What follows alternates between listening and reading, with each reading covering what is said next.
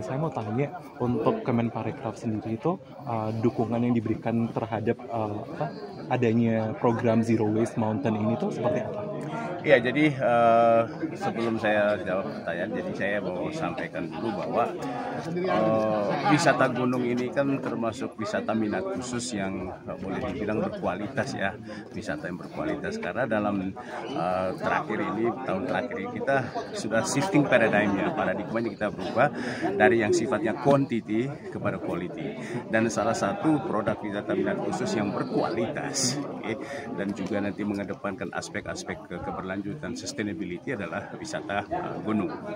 Dan kita melihat bahwa potensi ini kan luar biasa Indonesia, salah satunya di Jawa Tengah seperti di Wonosobo, dan kita melihat bahwa ada suatu inisiasi, suatu terobosan daripada pengelola di Wonosobo di bawah pimpinan Pak Iwan itu yang betul-betul sudah menerapkan prinsip-prinsip keberlanjutan. Yang pertama terkait dengan lingkungan, terkait dengan sampah ya, zero waste, bahkan juga nanti arah ke dekarbonisasi. Dan ini kita melihat bahwa ini tren global. Di Indonesia memang harus ada upaya untuk mulai ini. Dan Kemenparekraf sangat apresiasi dan sangat berterima kasih kepada pengelola di sini yang memang sudah menerapkan prinsip-prinsip itu dengan semangat kolaboratif dengan stakeholders yang lain seperti Eiger, dan juga tadi malam juga ada CITE. Dan kita lihat bahwa selalu harus ada local champion, karena dialah yang akan bisa menggerakkan. Nah, kita harapkan nanti ke depannya bahwa ini akan menjadi template yang kita bisa terapkan juga di tempat-tempat wisata gunung lainnya.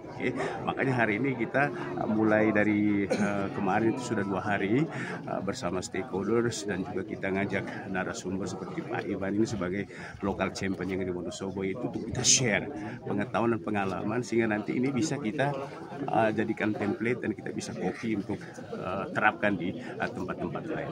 Nah, kedepannya kita melihat bahwa wisata minat khusus ini menjadi tren yang akan booming setelah COVID-19 ini. Mengapa? Karena concern orang terhadap kesehatan, concern orang terhadap lingkungan. Semua mengarah ke sana, dan Indonesia juga sudah masuk dalam RPJM, bahkan pemerintahan Prabowo dan Gibran juga sudah melihat ini sebagai suatu yang menjadi prioritas ke depan. Jadi bagaimanapun juga kami di Kementerian Lembaga Kemenparekraf juga harus ikut mengimplementasikan program tersebut. Oke, untuk target sendiri apa yang ingin dicapai dan dalam berapa waktu untuk mencapai target tersebut?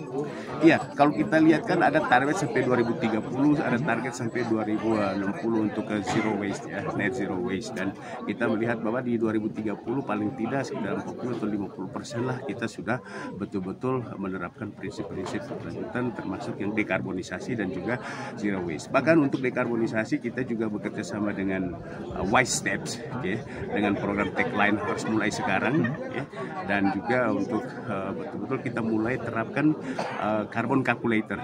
Jadi setiap wisatawan, setiap pendaki nanti akan dihitung berapa emisi karbon yang dia lepaskan. Carbon offsetting ini menjadi suatu indikator seberapa hebat, seberapa majunya kita mendukung program-program sustainability di level global. Setelah Gunung Kembang, apakah ada gunung lain yang sudah dituju untuk menerapkan zero waste ini, Pak? Iya, tadi malam kita coba diskusi dengan teman-teman, baru prawacana ya. Mungkin tahun depan kita coba melihat gunung-gunung yang ada di sekitar IKN.